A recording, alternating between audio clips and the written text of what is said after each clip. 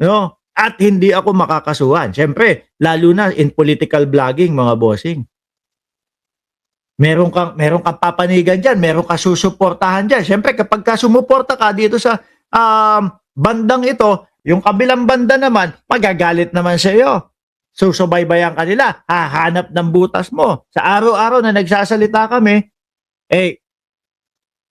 talagang ang kailangan is pagsasala ng mga lalabas sa amin. Dapat po yata, yung ating mga congressman, senador, salain nyo muna bago ilabas ng inyong bibig. Para hindi sila laban bawi ho.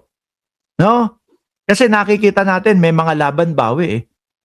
Yung tipo bang sasabihin kahapon, no? Pag nagsuntukan kami, niyang si General Torre, mabugbog ko yan.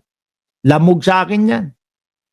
Tapos sa susunod na araw, di ko naman hinamon niya na suntukan eh. Wala namang ganun eh. Bigla na hong ganun. Miski ho doon. Sa dating Pangulong Duterte. No? Siguro dyan nagsimula. At na-normalize. Naging normal na lang.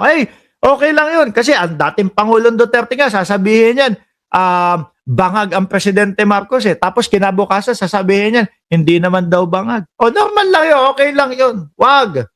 Lalo na sa inyong mga halal ng taong bayan.